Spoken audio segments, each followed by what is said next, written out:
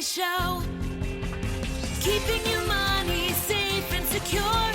Giving you predictability.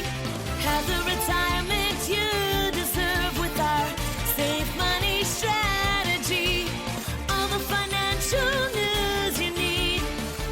We're here to help you succeed on your Safe Money Show. Welcome to another edition of Your Safe Money Show with your host, Todd Schoberg. If this is your first time listening to the show, well, Todd has been a retirement planner and safe money advisor for close to 30 years, and he's been sharing his knowledge on the show here for 13 years. For today's show, he'll answer a couple of questions first. So, are home improvements tax deductible is one, and is 100 the new 70? And he'll have things to teach your children and grandchildren about money and happiness. So, a lot to get to this morning. Good morning, Todd. Good morning, Robin. And times come and times go. And I've been ignoring this subject for a long time. But next week would happen to be our last show together. And it's going to be a fun show, but a sad day. Of course, I'm going to continue with the show. I was going to say, make sure you mention that. Yeah, going to continue, and I have a new producer. His name is Tony Shore. But it's going to take a while for us to gain a relationship like we have and had for the last 13 years. And, of course, I'm going to miss that because it's easy for me to just come in and plop down, and away we go, and we get through our half hour way too fast. Publicly, I will say right now, I'm going to miss you. I think it's been a great journey for both of us to get together on this adventure of a show that we had no idea what would develop into. And it's been a growing process all along, but I hope you, the listener, have appreciated Robin's work, her diligence, and the ability to keep me on track. Oh, my gosh. That is a trial in itself, let me tell you. Yeah, so next week, I don't know what's going to happen. I think we're just going to have some fun next week, is my hope. I think so. I think I have a few memories, and we're going to hopefully enjoy next week's show and give you listeners a little bit of the back room chatter that we've had. And maybe you'll get to know Robin a little bit more and myself. So I hope you can get with us next Saturday morning, but we probably won't be learning anything that's going to help our finances. Maybe not. But Robin's done a great job for me, and I'm going to miss you deeply and dearly. I appreciate that. Well, and the good thing is Todd and I have gotten to know each other well enough, and we live in the same town. And by the way, he handles my various financial things, including my health insurance. So he's stuck with me for the long haul, one way or the other. But yes, this has been a heck of a ride, and I look forward to talking next week a little bit for folks who might not be familiar of the Odyssey, how we got started and where that came from. And so we'll chat that up next week. We won't give too much away this week, but I sure hope you can tune in next week as well as this week. And if not, just go to yoursafemoneyshow.com, and we always have our most recent shows available at your convenience. All right. Well, Todd does have a lot to get to today, so I just want to remind you that Your Safe Money Show is all about financial information. So we have the website. I alluded to that. You can hear those recent shows, but there's also the financial articles that we borrow from for you to see and go into, as far as more detail goes. Now, be sure to go to yoursafemoneyshow.com on a regular basis because there's things updated all the time. Also, Todd has guides and booklets on many financial topics at the website homepage toward the bottom, and you can see all that's available there. And ask for what you might like right there, or just stop here at the office, 139 Union Street in Mora. We do have a kiosk. All the materials are right there. And feel free to call 855-22-MONEY. That's 855-226-6639. So with all that information out there, Todd, let's start with, are home improvements actually tax deductible? Home improvements are a big investment that can add value to your home. They also can save you money on your tax bill if you decide to sell it in the future. With that said, make sure you keep track of all these costs, including your receipts and purchase orders and other related documentation for when you decide to sell your home. So let's take a look at this, okay? Are home improvements tax deductible? Generally, most home improvements, especially cosmetic ones, are not tax deductible. However, the IRS does offer some tax benefits for certain capital improvements, such as renovating your home office or a space you rent, making energy-efficient improvements, or making changes due to a medical condition. But as I said, you need to know that whatever the improvement is, you can't deduct the cost in the year you spend the money. But if you keep track of those expenses, they may help you reduce your taxes in the year you sell your home. What home improvements are tax deductible? Well, capital improvements. The IRS defines a capital improvement as one that adds value to your home, prolongs its useful life, or adapts it to a new user. A capital improvement is tax deductible, but only if the improvement exists for more than 1 year and remains when you sell the house. It has to be a permanent fixture. According to the IRS, capital improvements can be an addition to your home, such as a bedroom, a bathroom, a deck or garage, landscaping, exterior upgrades, such as a new roof, new siding, storm windows or doors, insulation added to the attic, walls, floors, pipes, or ductwork. Home system improvements such as HVAC systems, furnaces, ductwork, or security systems. Plumbing upgrades including a septic system, water heater or filtration system, interior improvements such as built-in appliances, kitchen modernization, flooring, wall-to-wall carpeting, or a fireplace. And then we have home office improvements. If you use part of your home as a main office exclusively for business, you can typically deduct repairs and maintenance costs. A home insight expert says the amount that you can deduct depends on whether the project impacts the entire home or just the office. The deduction is also categorized similarly to capital improvements and only applies to the percentage of the home that your office occupies. For example, you could potentially get a tax break if you replace your home office windows with dual or triple pane windows to help improve insulation and reduce noise. This would also benefit the entire house, but the deduction would only be applied to the percentage of the property the office takes up. If the improvement only benefits your home office, then you can deduct 100% of the cost improvements. Landlord home improvements.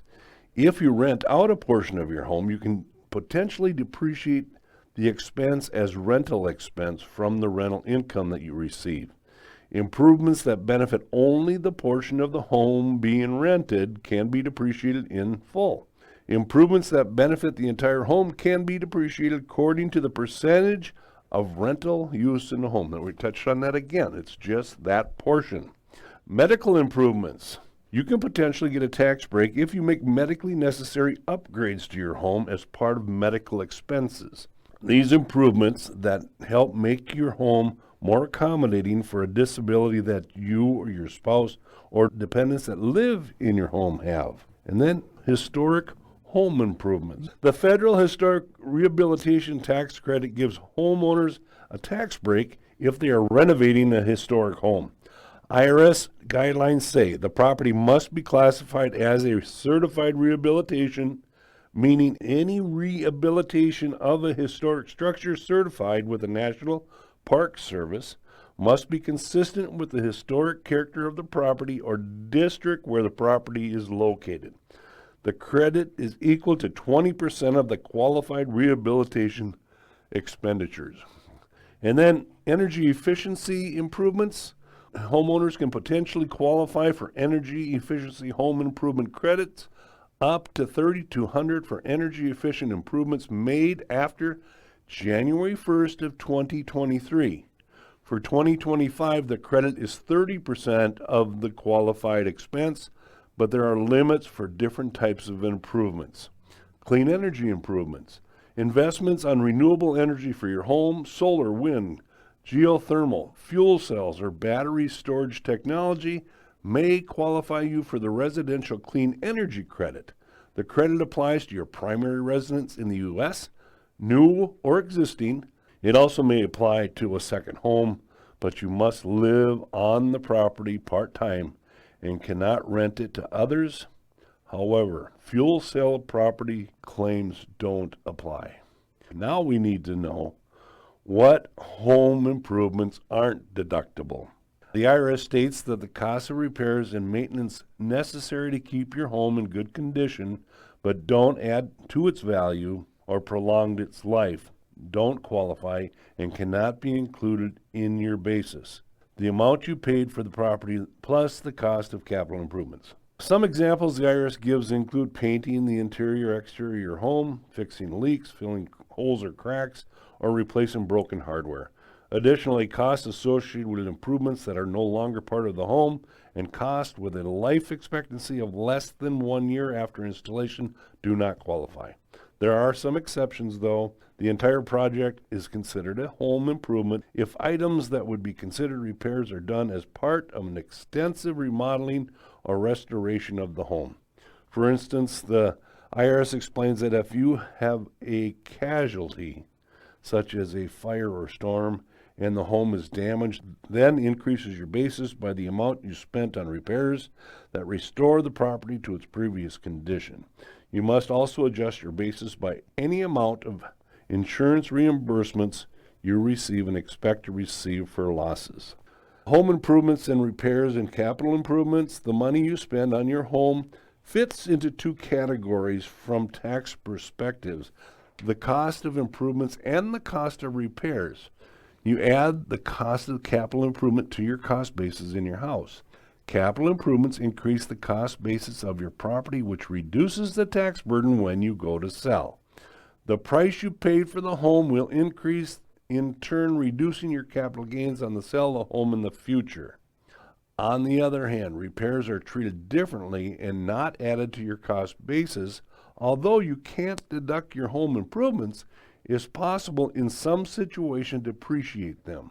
Depreciation means you can deduct the cost over several years, typically anywhere between 3 and 27.5 years. That sounds an IRS number. This also depends on the type of asset. To qualify to depreciate home improvement costs, you must use a portion of your home other than as your personal residence. This typically means using part of your property as residential rental property or as an office for business. I know that's a lot of information, but I hope this clarifies what home improvements are tax deductible and what aren't, especially if you're planning any project this summer. But remember, capital improvements are an improvement in your home, and the government still allows you to get an additional $250,000 deduction. You're not paying capital gains on that first $250,000 if you're single, and you're not paying any taxes if you're married over $500,000. So there's a big loophole, and that's $500,000. So if you're going to add that in improvements, you really need to keep those receipts. That will bring what you have in the property up, and your gains will be tax-free. And I would assume if you have a good tax person, accountant, if you have questions on this, they are probably the best ones to contact. Or even your realtor should have some knowledge, I would think. And with computer technology today, You can look so much up you yourself. can look it up yourself, but you also can keep all of your expenses you've put into your home into a spreadsheet, and then you can make a determination down the road what you're going to use as a capital improvement. And you can go say, well, that one counts, this one doesn't. Okay, that's another $150,000. Now you have proof of it. It's written down. You have the receipts in a special spot, maybe in another file or whatever. But keep it organized and be in good shape. Yeah, it's just another way to plan for your finances, and that's what Todd's all about here. So go to yoursafemoneyshow.com to see all the articles, by the way, that Todd references for full details as well. So coming up, Todd will have Is 100 the New 70 and things parents and grandparents can teach their children about money and happiness. When more, Your Safe Money Show continues in a moment. We're here to help you succeed on Your Safe Money Show.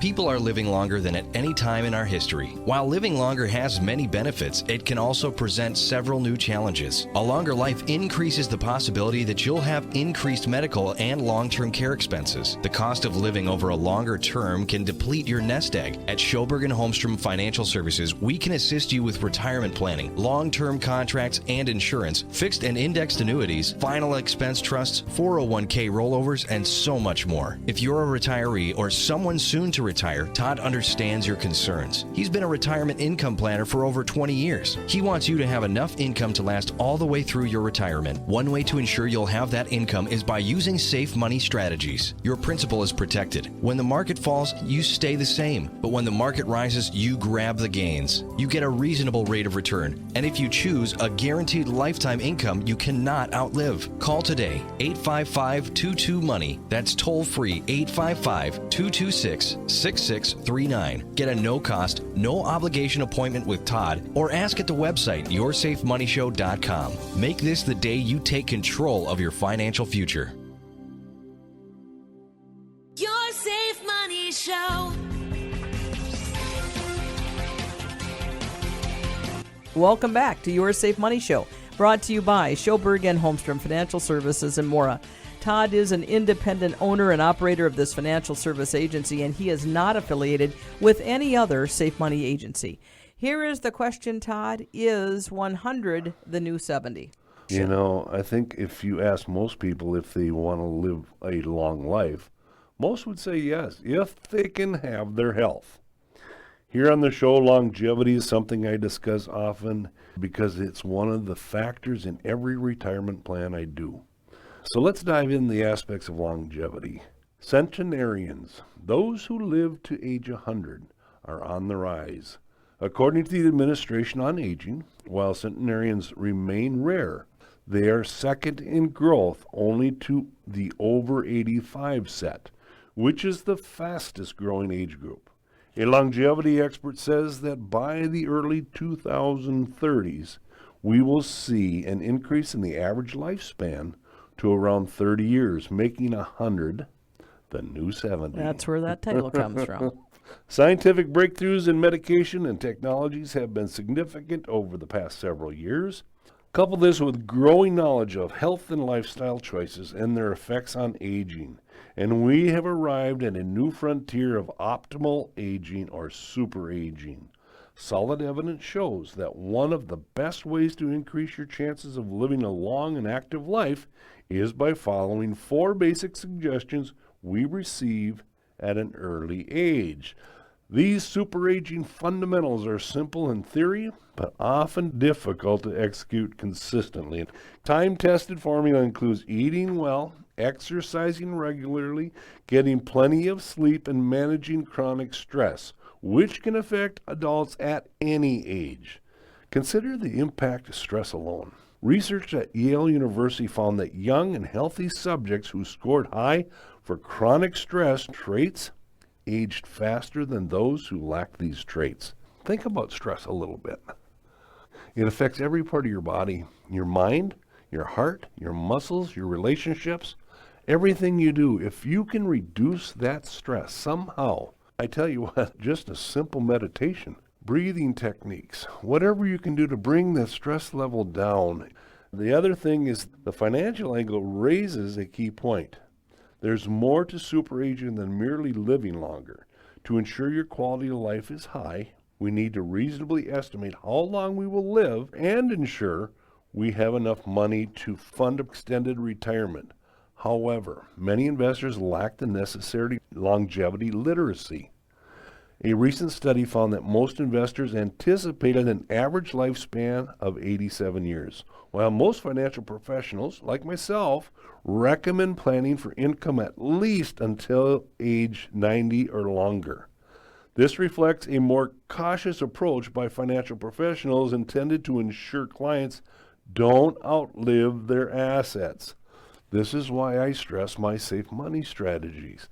If you turn the income on in my safe money strategies, you're going to get that check the rest of your life. I don't care if you live to 115. That income will come month after month after month. And that's why I think everybody should have one of these tools in your financial plan. Because you don't know what inflation's going to do. You don't know what expenses are going to do. You don't know anything about the future except you may live too long.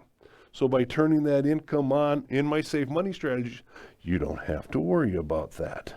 And while we have no crystal ball to predict the future, I wish we did, but there are tools that help make an evidence-based estimate including a wide range of longevity calculators that adjust national average life expectancies based on personal data.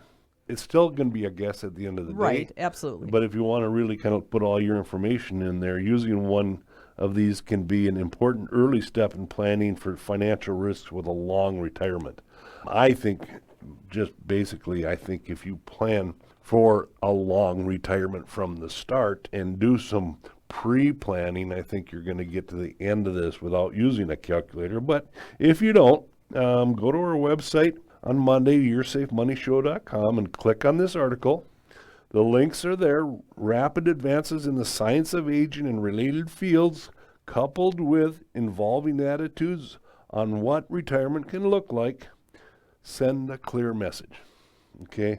It's essential to prepare mentally, physically, and financially for long lives. And having sufficient retirement income will be even more important. There definitely is a fear of outliving your income, but with planning, we can make and take that concern away. So call me for an appointment or go to our website. And just a side note, one of the main reasons people don't retire is the fear of running out of money. Call me. Get a comprehensive financial plan put together so you can have that crystal ball knowing you won't run out of money. No doubt. So call 855-22-MONEY. That's 855-226-6639. Or again, the website, yoursafemoneyshow.com. And during business hours, again, feel free to stop at the office, 139 Union Street in Mora. Again, we have our kiosk with all kinds of information, and you can set up an appointment. There's no cost or obligation, by the way. You know, if each of us want to leave legacy to our children and or grandchildren, it doesn't always have to be money or assets. It can be teaching about money and happiness, and there is a balance with all of this. And here are a handful of things that I believe are important to teach the young ones that you love. So, Todd, do you want to get started with that for us? I would love to. I think this is one of my favorite topics, teaching the value of money. You've all heard, I know you have, money doesn't grow on trees. You've heard it over and over as we grew up. But what does that saying mean to the kid who looks outside and sees the money doesn't grow on the trees? We're fooling them. Kids need to learn so much more. Like, where does money come from? What does it represent? How do you get it? What can you buy with it? Have a conversation with your daughter, son, or grandchild. Play any game you want that has to deal with money, but find out how much do you think things cost. So you ask him, like you're out and about, and I'm doing it with my youngest grandson right now because he says, Grandpa, can I have $1? Well, what is $1? Well, I put it in my piggy bank. That's what he says. He's a good saver already. I was going to say, where did you get that from? But he doesn't know what it can buy. And at 4, it's probably a little early, but he does understand savings. Right, right. So that's a start. And then what does money represent? You know, that's where you start giving the definitions. How much do you think it costs in the grocery store? Explain why one item might be more expensive than the other. Help them understand the basics of supply and demand. For example, the more people want something, the more stores will charge for it.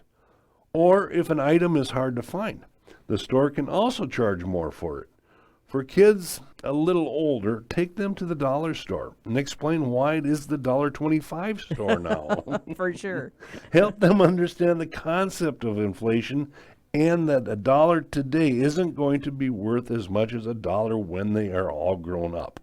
Next, living within a budget. As a retirement planner, one of the saddest things I see is when people, even with wealth, cannot live within their means.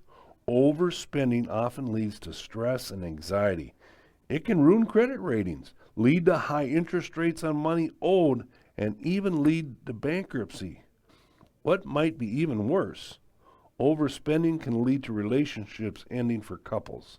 The leading cause of divorce in the United States is usually incompatibility, infidelity, and money issues. So with children, talk to them about spending while they're in elementary school. For example, take them to the candy store and give them $1 and say, you can only buy $1 worth of candy. When they get older, take them to the grocery store and give them a $100 bill to buy groceries. But again, they can't go over what they have. Later in the teenage years, help them understand what a budget is and how to live within it before completely moving out on their own. Let kids know what happens when one spends too much on credit cards. Show them how the debt builds up and interest compounds.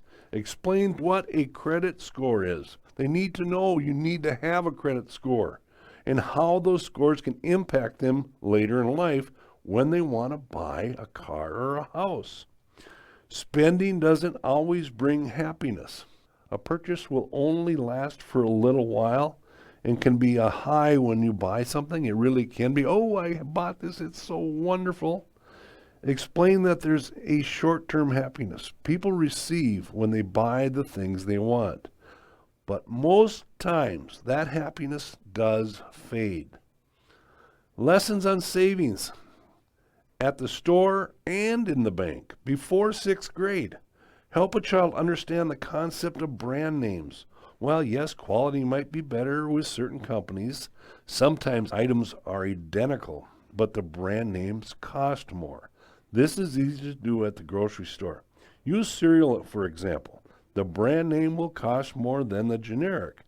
Now, sometimes the generic is not so great, so you have to be discerning on where to save that money. As kids, I'm going to touch on that. You know, my grandkids love macaroni and cheese. And we all have been brainwashed that Kraft macaroni and cheese is the only macaroni and cheese in the world. Well, the other day I was there and I seen macaroni and cheese from 99 cents a box to $6.99 a box. They had all different kind of companies and names. And you know what? I said, I'm going to try the 99-cent box.